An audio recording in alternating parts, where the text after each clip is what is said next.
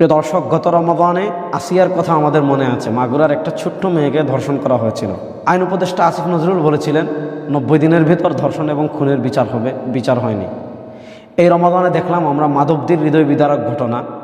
আমেনা বেগমকে প্রথমে এক দফা ধর্ষণ করা হয়েছে, তারপর ধর্ষণকে লুকিয়ে ফেলার জন্য ঘর থেকে নিয়ে তাকে ধর্ষণ করে খুন করা হয়েছে।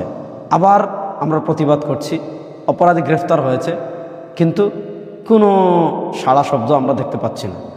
বর্তমান যে সিস্টেম, বিচার সিস্টেম, এই বিচার সিস্টেম ব্রিটিশ প্রবর্তিত বিচার সিস্টেমের সবচেয়ে ফালতু যে কয়েকটা দিক আছে, তার ভিতর একটা দিক হলো সারা দেশের মানুষ জানে অমুক খুনি, প্রশাসনও জানে অমুক খুনি, কিন্তু বিচার ব্যবস্থায় সে খুনি প্রমাণ হতে কয়েক বছর লেগে যায়, 15, 20, 30 বছরও লেগে যায়।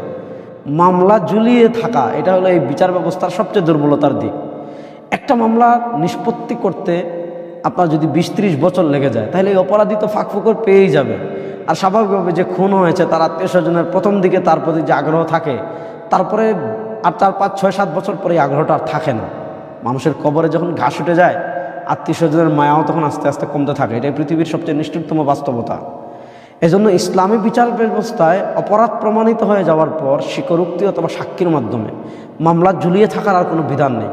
আমি নতুন সরকারকে বলবো, বাংলাদেশে আপনারা যদি আসলেই ধর্ষণ বন্ধ করতে চান, বাংলাদেশে আসলেই যদি আপনারা খুন বন্ধ করতে চান, তাহলে এই প্রচলিত বিচার সিস্টেমে বন্ধ হবে না। মামলা ঝুলিয়ে রাখা, কবেকার মামলার রায় কবে হবে, বাস্তবায়ন কবে হবে, কোনো গ্যারান্টি নেই।